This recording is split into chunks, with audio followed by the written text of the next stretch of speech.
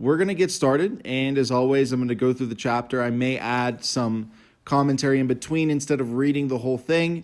That format changes from week to week. So let's get started on chapter 3, the power of assumption. Man's chief delusion is his conviction that there are causes other than his own state of consciousness. All that befalls a man, all that is done by him, and all that comes from him happens as a result of his state of consciousness. A man's consciousness is all that he thinks and desires and loves, all that he believes is true and consents to. That is why a change of consciousness is necessary before you can change your outer world. Rain falls as a result of a change in the temperature in the higher regions of the atmosphere. And so, in a like manner, a change of circumstance happens as a result of a change in your state of consciousness. Be transformed by the renewing of your mind. To really be transformed, the whole basis of your thoughts must change. But your thoughts cannot change unless you have new ideas, because you think from your ideas. All transformation begins with an intense, burning desire to be transformed. The first step in the renewing of the mind is desire. You must want to be different before you can begin to change yourself. And then you must make your future dream a present fact. You do this by assuming the feeling of your wish fulfilled. By desiring to be other than what you are, you can create an ideal of the person you want to be, and then you can assume that you are already that person. If this assumption is persisted in until it becomes your dominant feeling, the attainment of your ideal is inevitable. The ideal you hope to achieve is always ready for an incarnation, but unless you yourself offer it human parentage, it is incapable of birth. Therefore, your attitude should be one in which, having desired to express a higher state, you alone accept the task of incarnating this new and greater value of yourself. In giving birth to your ideal, you must bear in mind that the methods of mental and spiritual knowledge are entirely different. This is a point that is truly understood by probably not more than one person in a million. You know a thing mentally by looking at it from the outside, by comparing it with other things, by analyzing it and defining it. Whereas you can know a thing spiritually only by becoming it. You must be the thing itself and not merely talk about it or look at it.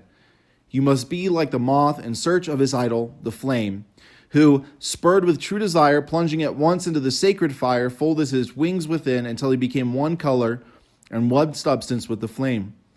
He only knew the flame, who in it burned, and only he could tell, who never to tell returned. It's a very interesting poem. But what he's saying here, and there's a lot of people that are like this. I think most of the people that I know that are having problems understanding how to use and leverage this information, this knowledge in their lives, they know mentally. They know about it, they've heard it, they've read it, but on an experiential level, it's foreign. But the thing here is that it doesn't need to be foreign, because you can look back at situations in your life and you can trace them back to moods that were at one point dominant. And so I remember a lot of times growing up, I was very, very insecure. I lacked a lot of, I guess the plain term here is self-acceptance, but I always made up these scenarios in my head where something just tragic would happen to me, and people would just feel so bad. And it was this really weird, diseased sense of desire for affection. But the only way I could find it was through my own sacrifice. And it's really weird, because I look at that and I see how many times I did in fact do things that hurt myself tremendously and got the very affection that I wanted. At that time, it's what I wanted. Do I want it now? No, absolutely not, because I'm not that person, right? But you can tell and you can trace circumstances back to ideals that have become dominant in your mental scape, in your mental landscape, in your common feeling states during the day, right? If any assumption is persisted in until, so in other words, if you persist in this idea that something is true, whether it's true or not, until it becomes your dominant feeling, or the thing that you feel the most, the thing that you feel to be true 80% of your day, the attainment of your ideal is inevitable. It's inevitable. The ideal that you hope to incarnate is always ready for an incarnation, but unless you yourself offer it human parentage, it's incapable of birth. And the thing is, we're always giving ideals human parentage. Every single moment of your day, you are dwelling in states of feeling. And in that, you are giving ideals human parentage, which in turn gives those ideals capability of birth. Because the more you give them affection and attention, whether they're for your benefit or for your detriment, your very giving of constant attention to them makes them become inevitable events. We never get what we want unless what we want is what we think about the most, because we really get what we think about the most. Your life is going to consist of experiences that are substances or trees or expressions of the narratives that you have within yourself every single day. You'll find that the very mood you go into your day with in the morning will determine the type of people that you attract, the type of people that you have conversations with. And I've seen this multiple times. I'll enter into a mood in the morning, and simply by entering into a mood, I will know who's going to come into my life that day. I may not know who they are, what their name is, or where they're from, how old they are, but I know what type of person, what type of message, what type of experience is going to come into my life, because it's the law. We always get what we are feeling about the most, not thinking about, feeling about the most. So my question for you is, what are you feeling about the most? What do you feel to be true 80% of your day? Just as the moth, in his desire to know the flame, was willing to destroy himself, so must you, in becoming a new person, be willing to die to your present self. You must be conscious of being healthy now if you are to know what health is. You must be conscious of being secure now if you are to know what security is. Therefore, to incarnate a new and greater value of yourself, you must assume that you already are what you want to be, and then live by faith. Faith, the substance of things hoped for, the evidence of things not seen with the eyes. You must live by faith in this assumption, which is not yet incarnate in the body of your life, in confidence, in total confidence that this new value or state of consciousness will become incarnated through your absolute fidelity to the assumption that you are which you desire to be. This is what wholeness means, what integrity means. They mean submission of the whole self to the feeling of the wish fulfilled, and certainty that the new state of consciousness is renewing the mind of which transforms. So what do we know? We know that the ideas we have, we think from the ideas that we have, right? We think from. Our internal narratives come from the ideas that we have. But where do the ideas that we have come from?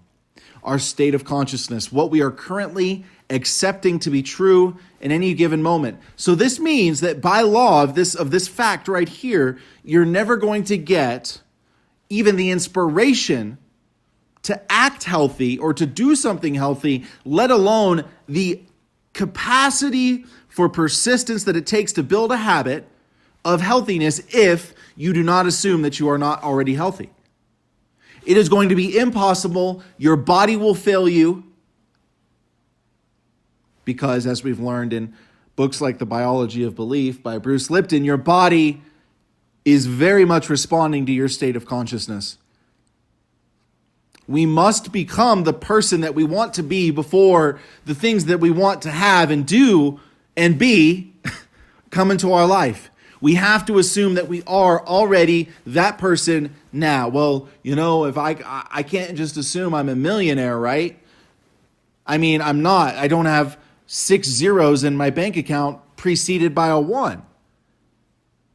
Well, that may not be true, but that does not mean that you can't feel like a millionaire. It doesn't mean that you can't start surrounding yourself with millionaires and understanding how millionaires look at the world. Well, how can I feel like a millionaire if I'm not? Well, that's the whole thing here that we're learning, and that the outer world of experience is only a byproduct of our internal state. So it makes sense that you have no idea what being a millionaire means if you've never been surrounded by millionaires. You don't know how millionaires think. You don't know how millionaires feel. You don't know how they look at the world. It's no fault of your own. You just weren't aware. But now that you know that your world is a byproduct of your state of consciousness, we can give no other man the power to create our lives. Because the truth is, to embody, to manifest, to come into the success or achievement of a goal of being a person, it is imperative. If we want to achieve this goal quickly, efficiently, on the fastest track, which if you're like me, you don't want to take 20 years to do something that could take 1 if you do it the right way. But embodying the manifestation of this is completely dependent upon us previously and prior becoming that person, embodying the values of the person that we want to be. Feeling on a dominant basis like the person we want to be. So let me ask you this: if your life was perfect, how would you feel? Deeply, on a regular basis, 80% of your day, between breakfast and lunch, before breakfast, between lunch and dinner, how would you feel? Because the truth is, you can start to choose to feel that way right now, knowing with certainty that your world will soon embody those very characteristics. It's the law. And here's something that cannot be denied. This law cannot be shifted or changed, because the truth is, I'm not telling you something that you're going to learn how to do. You've been utilizing this your entire life. You've been manifesting and creating your entire life. You were just unaware of it. And that is the liberation, because we understand that I am not a victim of my circumstances, and the places that I have been do not determine where I can go. I get to determine where I go based on my assumption, my ability to become self-persuaded, and that alone. If I can simply become self-persuaded of a matter and persist in this self-persuasion, as delusional as it may sound, I can have full confidence and faith that the world will respond to me accordingly. And that's how I live my life. And I hope you can begin to as well.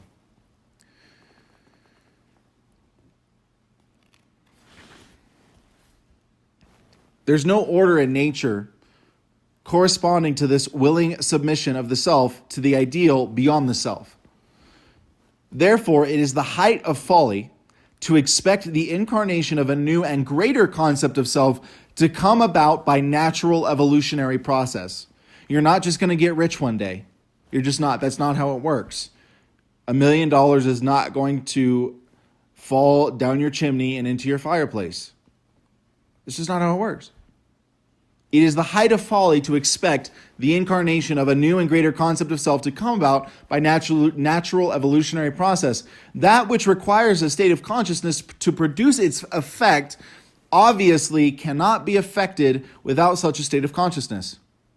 And in your ability to assume the feeling of a greater life, to assume a new concept of yourself, you possessed what the rest of nature does not possess: imagination, the instrument by which you create your world.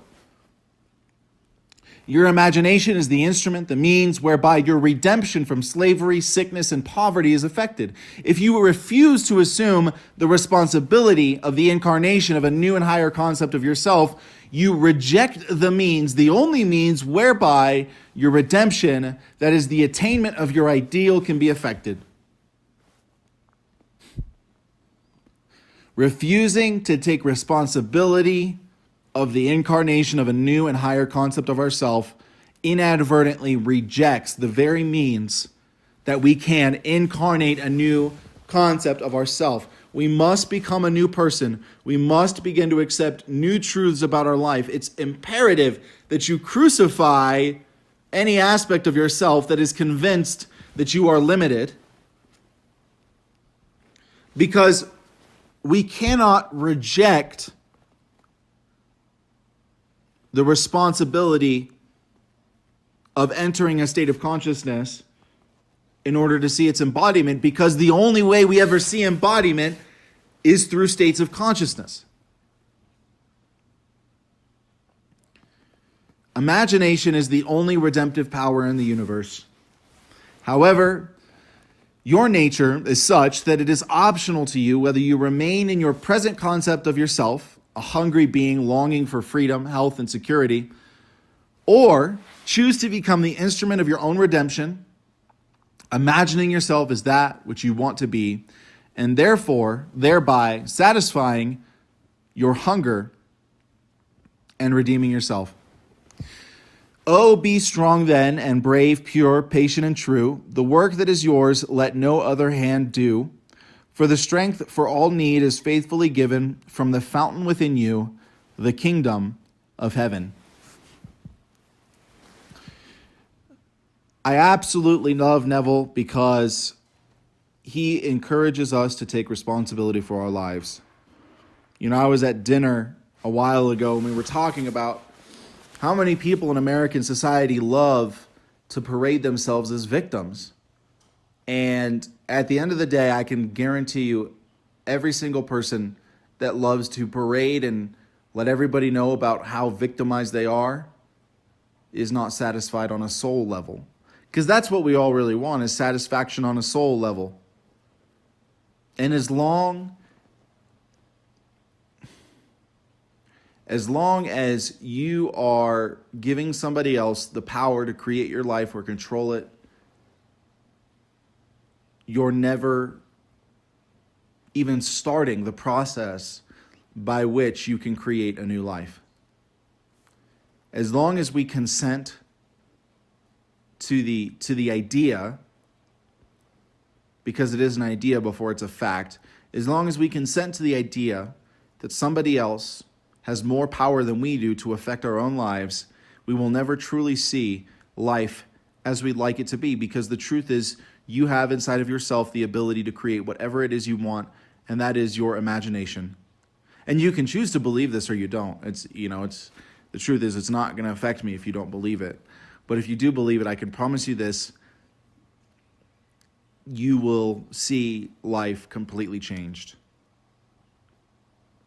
Because that's the law.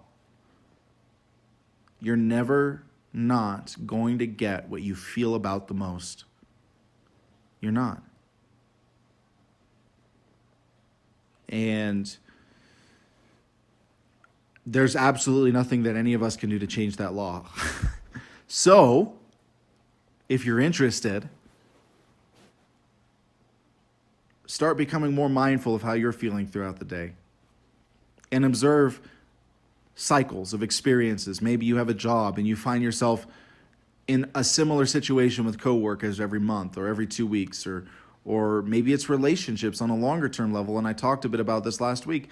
Maybe you find yourself going through relationships in the same exact way. It's just different people.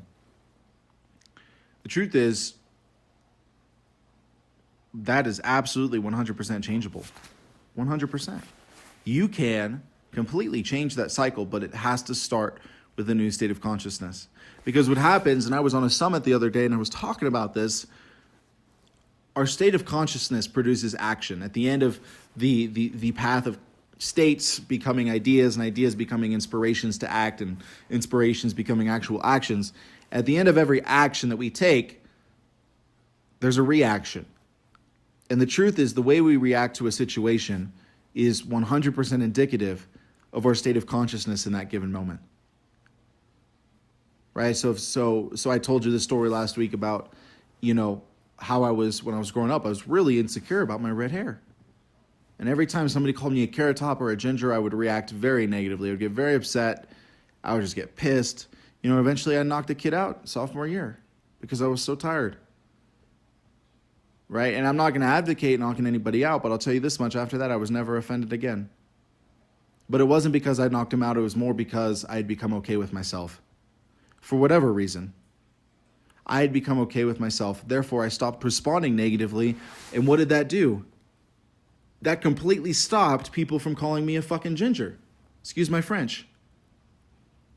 As soon as I stopped reacting in a way that fed the experience stopped.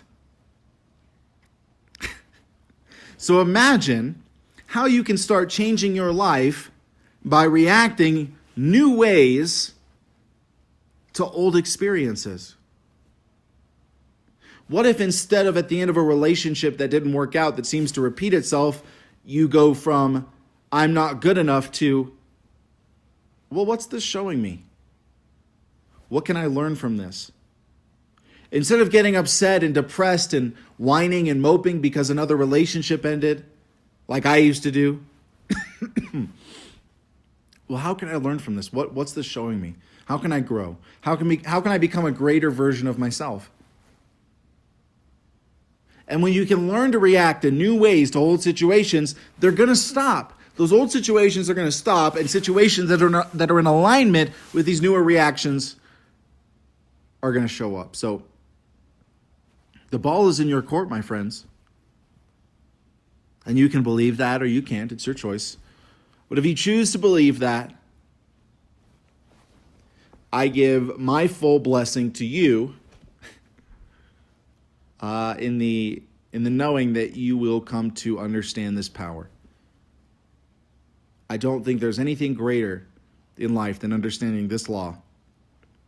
Because if you understand this law, anything is possible. And this is something I promise.